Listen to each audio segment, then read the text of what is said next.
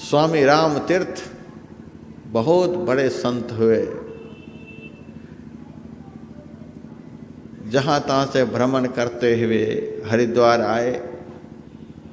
हरिद्वार में सप्तऋषि आश्रम के पास एक कुटिया में बैठ करके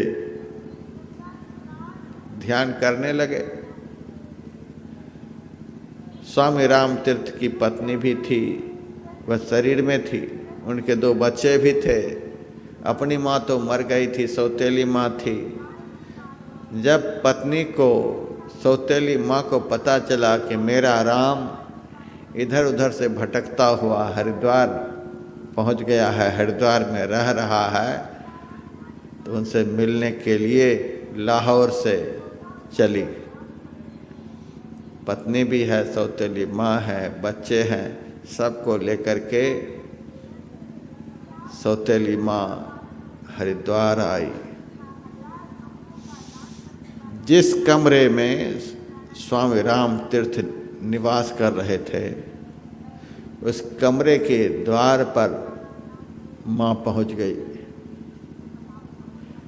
उस वक्त स्वामी राम तीर्थ की सेवा में एक सेवक के रूप में आया हुआ था जापान से सरदार पूरन सिंह, सेवा में लगे हुए थे।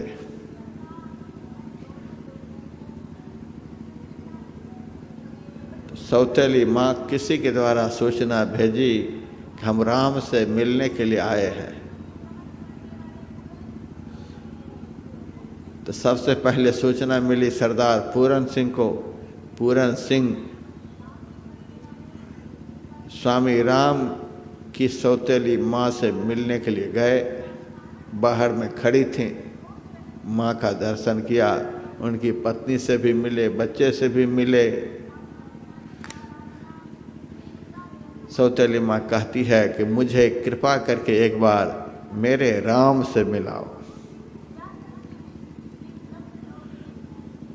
पूरन सिंह स्वामी राम तीर्थ के पास आए और आकर कहते हैं, आपकी सौतेली माँ लाहौर से चल कर के आई है, साथ में आपकी पत्नी भी है, बच्चे भी हैं, आपसे मिलने के लिए बड़े आतुर हैं, आकुल व्याकुल हो रहे हैं। यदि आपकी आज्ञा हो तो मैं सबको बुला करके आपके पास ले आऊं। स्वामी राम तीर्थ ने कहा, तुम्हारे पास कुछ पैसे हैं? कहा पैसे तो हैं। कहा तुम सबको लेकर के हरिद्वार स्टेशन पर जाओ और टिकट कटा कर लाहौर की ट्रेन में सबको बिठा दो, हम नहीं मिलेंगे उनसे। सरदार पूरन सिंह को इतनी चोट लगी, इतना दुख हुआ। कहाँ लाहौर से चल कर के माँ आई है, पत्नी आई है, छोटे छोटे बच्चे हैं, इनसे मिलने के लिए फफक फफक करके रो रहे हैं, आकुल व्याकुल हो रहे हैं, और ये ऐसे पत्थर हृदय के महात्मा कहते हम नहीं मिलेंगे, जाकर ट्रेन में बिठा दो, हम ऐसे साधु की सेवा में नहीं रहेंगे। इस साधु नाम की कोई बात ही नहीं, ऐसे पत्थर दिल वाले।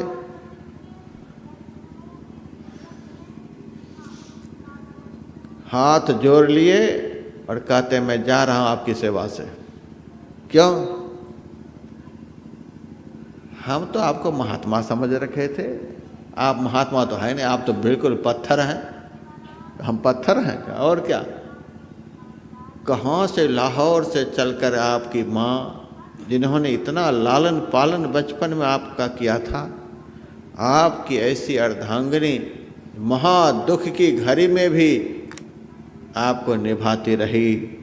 आपके छोटे छोटे बच्चे आपसे मिलने के लिए आकुल व्याकुल हो रहे हैं, और आप ऐसे पत्थर दिल वाले उनसे मिलने तक को राजी नहीं है।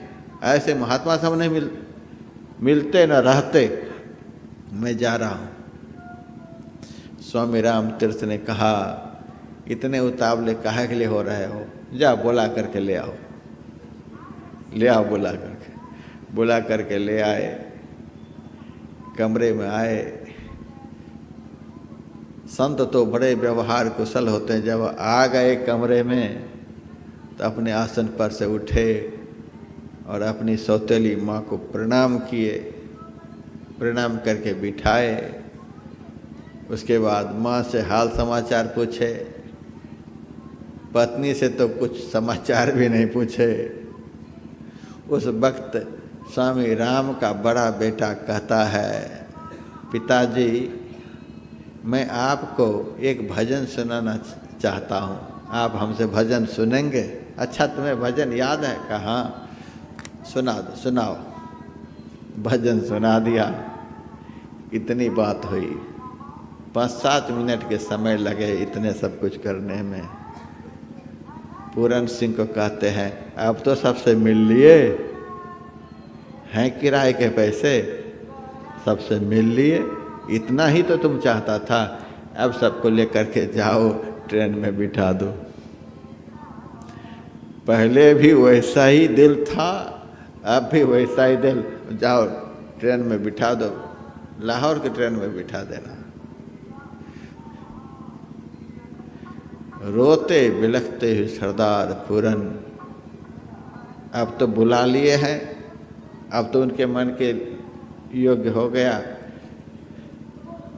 ये सब देखते ही रह गए कि नाश्ता पानी के लिए भी पूछा नहीं, आगे कोई बात नहीं। रोते बिलखते हुए माँ, पत्नी, बच्चे वहाँ से निकल गए। स्वामी राम तीर्थ आँख बंद कर लिए, आँख बंद करके ध्यान करने लगे। सब चले गए, बिठा करके आ गए। पूरन सिंह जब वापस आ गए तब पूरन सिंह से स्वामी राम तीर्थ ने कहा, उस वक्त तो तू मुझे छोड़ करके जा रहा था, अब पूरन मैं तुमको छोड़ करके जा रहा हूँ। अब मैं जा रहा हूँ। अब तो पूरन चरण में लिपट गए। आप मुझे छोड़ करके चले जाएंगे? हाँ, जो हमारे धर्म की रक्षा नहीं कर सके, जो शिष्य स्वामी के धर्म की रक्षा नहीं कर सके, ऐसे शिष्य के साथ में स्वामी को कभी भी नहीं रहना चाहिए। अरे पूरन, ये सन्यास जीवन कितना कठोर होता है तुम जानते हो? ये लाल कपड़ा जो है, ये लाल कपड़ा जो है, बौद्ध धर्म में इस कपड़ा को कासाय वस्त्र कहते हैं। कासाय वस्त्र से तात्पर्य यह कसाई का कपड़ा है। कसाई किसको कहते हैं? जो बड़े निर्दयता पूर्वक पशु का वध करते हैं, जिनको पशुओं में कोई दया नहीं।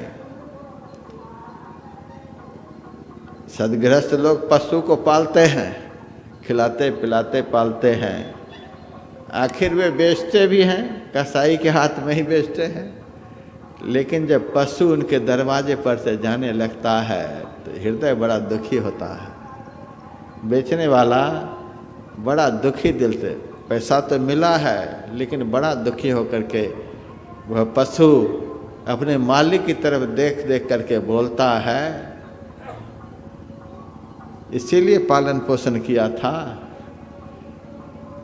कितना प्यार मैंने आपसे किया, अपना समझ करके आपके यहाँ कूदता था, नाचता था, खेलता था, आज हमको बेच दिए। उस पशु की दशा को देख करके बेचने वाले का भी दिल दुखी होता है। ये दोनों तो आपस में दुखी होते हैं, लेकिन कसाई को कोई दुख नहीं है, घसीटता हुआ चला जाता है और टुकड़ा करते समय उनको कोई दर्द नहीं। कसाई भी जब तक काट नहीं देता है तब तक खिलाता पिलाता है, लेकिन उनको खिलाने पिलाने में कोई दया भाव नहीं, कोई दया नाम की चीज़ नहीं। सारा व्यवहार उस पशु के साथ होता है, लेकिन उसको टुकड़ा करने में बिल्कुल दया नहीं। उसी तरह से साधु संत महात्मा जो होते हैं, संसार के लोगों से व्यवहार निभाते हैं। कोई आ गए तो भोजन किए, भोजन तो नहीं किया, अच्छा भोजन कराओ इनको, सोने के लिए जगह मिली तो जगह भी नहीं मिली, अच्छा जगह इनको दो। संसार के लोगों से बाहर से सारे व्यवहार करते हैं, लेकिन संसार के लोग जब कहते हैं महाराज अब जा रहे हैं तो टिकट है रास्ते का, किराया है, किराया नहीं है, जेब से निकाल कर हाथ में देते जाओ। ये नहीं कि इतना प्रेम प्यार तुमको दिया अब तुम में हम बंध गए, सो बात नहीं। व्यवहार सबके साथ बढ़िया से निभाते हैं और आसक्ति एकमात्र परमात्मा में रखते हैं। यही है कासाय वस्त्र। संसार के प्रति कोई आकर्षण नहीं। जैसे कसाईयों को पशुओं में कोई आसक्ति नहीं होती, उसी तरह से सच्चा साधु जो होता है, सच्चा सन्यासी जो होता है, उनका संसार में कोई आकर्षण नहीं, कोई आसक्ति नहीं। ये साधु की व्याख्या है, जिनका संसार में, संसार के प्राणियों में, पदार्थों में लेस मात्र भी आसक्ति नहीं, वही सच्चा साधु। पहले के ब्रह्मचारी जब अपने आचार्य से संन्यास लेने के लिए जाते थे तो आचार्य उनसे संकल्प कराते थे कि सुनो, यदि तुम कासाय वस्त्र धारण करने के लिए मेरे पास आए हो तो 50 कोस पूरब, 50 कोस पश्चिम, 50 कोस उत्तर, 50 कोस दक्षिण अपने घर से दूर रहोगे। कम से कम अपने घर से 50 कोस दूर। अब मानेंगे?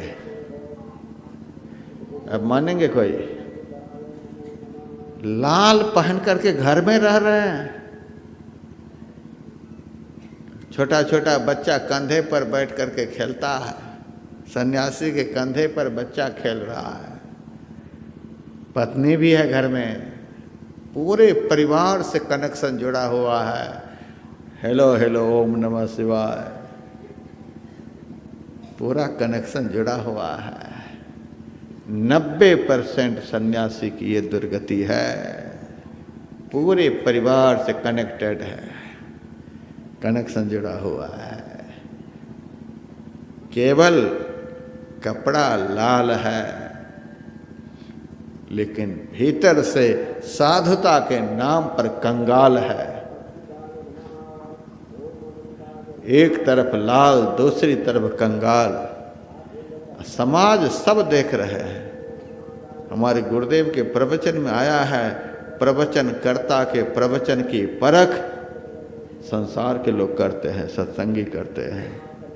बोलते भले नहीं हैं हमारे सत्संगी, यद्यपि बोलना चाहिए। सत्संगी के नहीं बोलने के कारण ही इतना उपद्रव हो रहा है। एकांत में बोलते हैं, परोक्ष में बोलते हैं, जिस बोलने को निंदा कहते हैं, चुगली कहते हैं।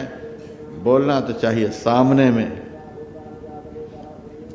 गुरुदेव कहते हैं प्रवचनकर्ता के प्रवचन की परख सत्संगी लोग करते हैं। वे सब देख रहे हैं, सारा खेल वो देख रहे हैं। ये हाल है, सब देख रहे हैं किस स्थिति में है।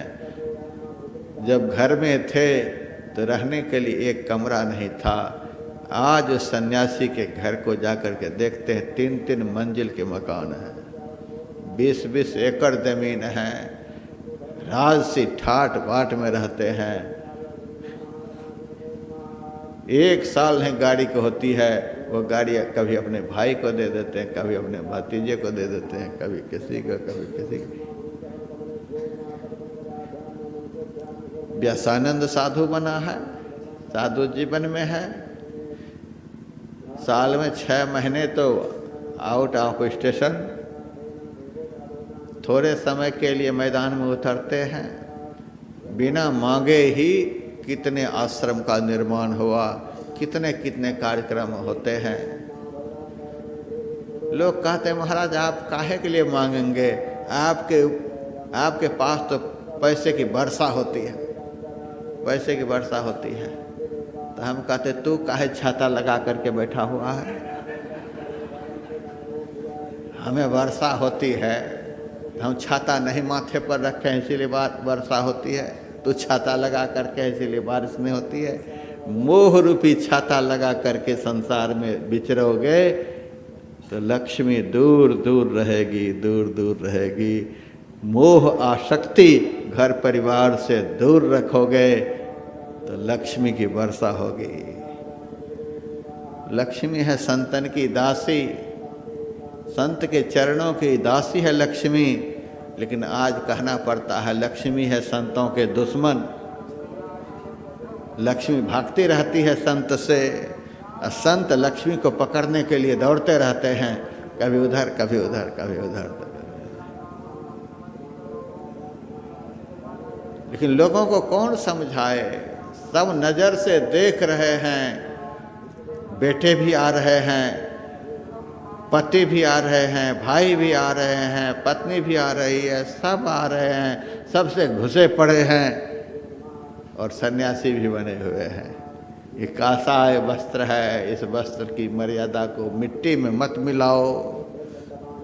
ये कासाय वस्त्र है, दुनिया से मोह रखने के लिए नहीं, दुनिया से आसक्ति रखने के लिए नहीं, दुनिया के प्राणियों और पदार्थों में आकर्षण रखने के लिए नहीं। यह कासाय वस्त्र है। देखते हैं यह देखने में लाल है, यह लाल वस्त्र है, यह लाल वस्त्र है लाल को पाने के लिए।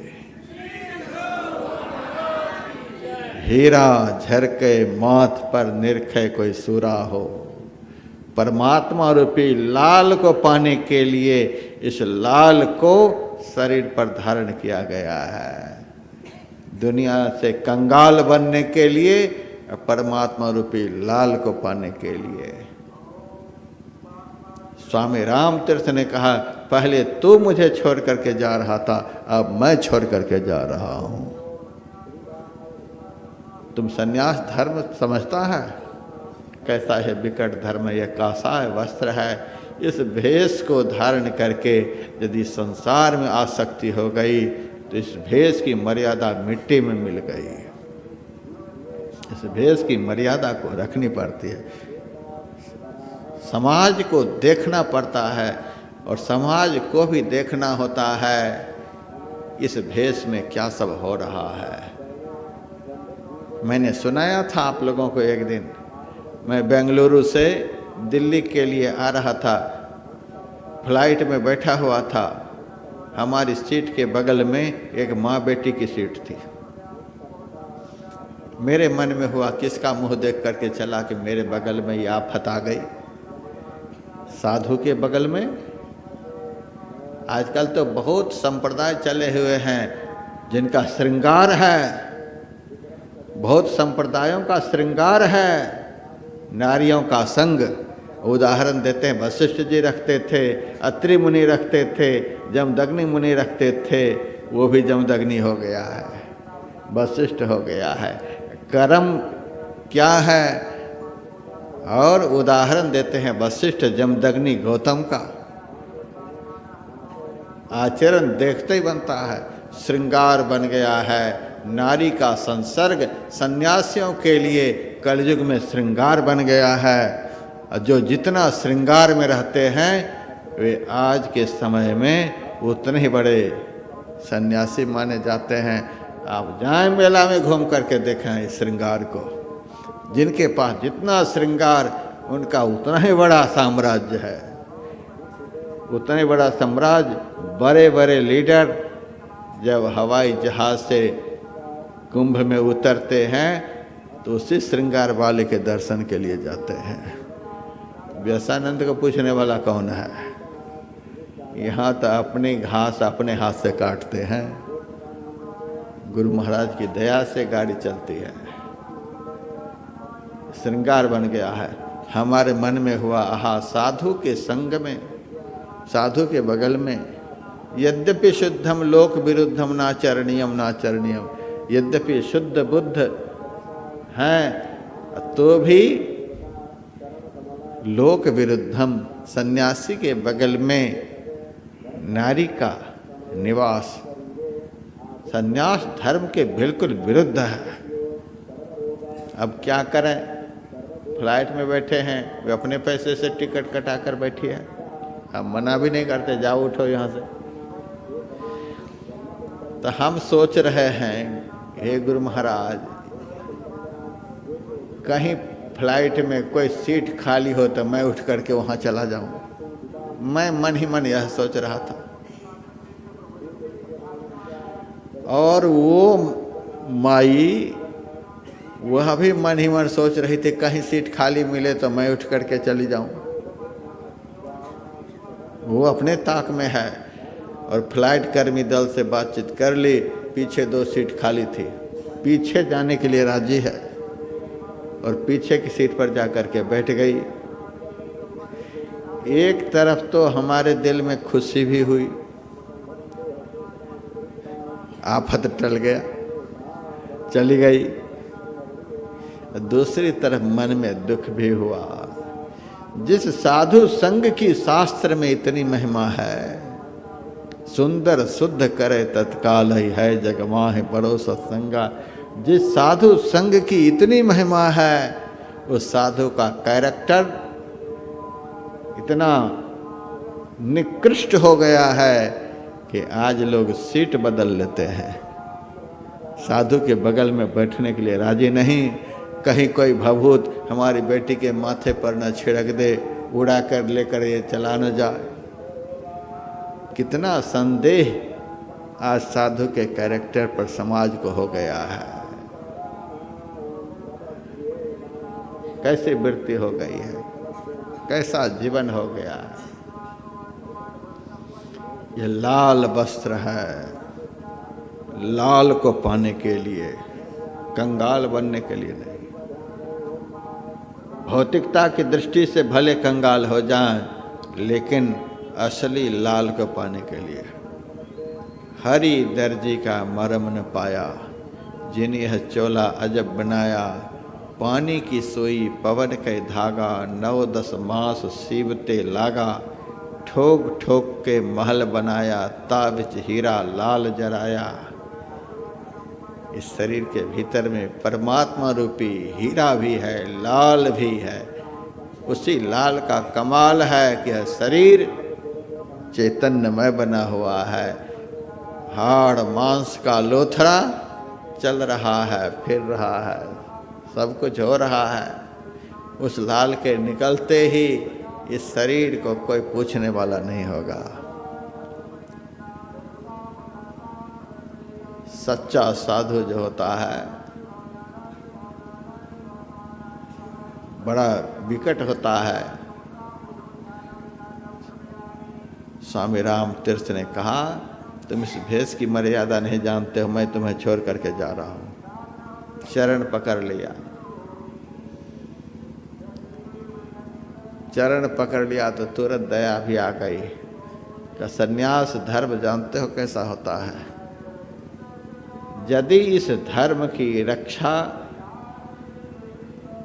हमारे साथ में रहने वाले सेवक नहीं करने दें, ऐसे सेवक का स्वामी को तत्काल त्याग कर देना चाहिए। लेकिन सेवक में भी आसक्ति है, कुछ भी सेवक करे, सेवक के कारण हमें जेल का भी मुंह देखना पड़े, कोई भी बात नहीं, तो भी कोई बात नहीं। सेवक के हाथ की रोटी में इतनी आसक्ति, सेवक से चरण दबाने में इतनी आसक्ति, सेवक के दिए हुए पानी में इतनी आसक्ति कि हमारे धर्म को भले वे नष्ट कर दे, लेकिन उनसे पानी मिलता रहे, उनसे रोटी मिलती रहे, उनसे सब कुछ मिलता रहे। सच्चा सन्यासी कैसा होता है? स्वामी राम तीर्थ ने कहा कि मैं तुम्हारा त्याग किया, और उनके जीवन चरित्र में लिखा हुआ है, उनके 2 प्रमुख शिष्य हुए, नारायण स्वामी और पूरन सिंह। नारायण स्वामी उस वक्त के भारत का पहला IAS ऑफिसर। और जितना भाषण हुआ था स्वामी राम तीर्थ का जापान में, अमेरिका में, सारे भाषणों को, बहुत तीव्र बुद्धि के थे, सारे भाषणों को उन्होंने उपलब्ध कराया। 9 खंडों में अरण्य संवाद छपाया। इतने ग्रंथ उनके प्रवचनों के छपे, सब नारायण स्वामी का करामात है। इतना काम किया राम तीर्थ मिशन के लिए नारायण स्वामी ने। ऐसे नारायण स्वामी को स्वामी राम तीर्थ ने अपने शरीर त्याग से 2 महीना पहले कहा, तू साधु बने हो साधना करने के लिए, बहुत दिनों तक तूने हमारी सेवा की, अब तुमको मैं छुट्टी दे रहा हूँ, साधना करने के लिए जाओ। कहा, आपका शरीर दुर्बल है, घुटने में बहुत दर्द रहता है, आप अपने से बढ़िया से उठ बैठ नहीं सकते, ऐसी स्थिति में छोड़ करके मैं कैसे आपको जाऊं। स्वामी राम तीर्थ ने कहा, हम साधु बने हैं परमात्मा के बल के भरोसे जीने के लिए, संसार के बल के भरोसे जीने के लिए नहीं। इसीलिए तुमको मैं छुट्टी दे रहा हूँ, तुमने हमारी बड़ी सेवा की है, इसीलिए तू आत्मबल प्राप्त करने के लिए हमारी सेवा से निवृत्त होकर के साधना में लग जाओ। सेवा से हटा दिया। शरीर छोड़ने के 2 महीना पहले नारायण स्वामी को सेवा से हटाया। उसके बाद 1 महीना पहले सरदार पूरन सिंह से कहा कि पूरन, अब तू भी भजन में पूरन होने का प्रयास करो, अब तू भी जा। पूरन का भी त्याग कर दिया, नहीं रहने दिया। टिहरी में पहाड़ की चोटी पर कुटिया स्वामी राम तीर्थ की। उस पहाड़ की चोटी से घुटने में इतना भयंकर उनको दर्द रहता था। उस पहाड़ की चोटी से नीचे आते, स्नान के बड़े प्रेमी खूब तैरते थे, गंगा जी में जा आकर के बहुत स्नान करे, फिर कमंडल में जल लेकर के पहाड़ की चोटी पर जाए। रोज 1 महीना तक ऐसा ही हुआ।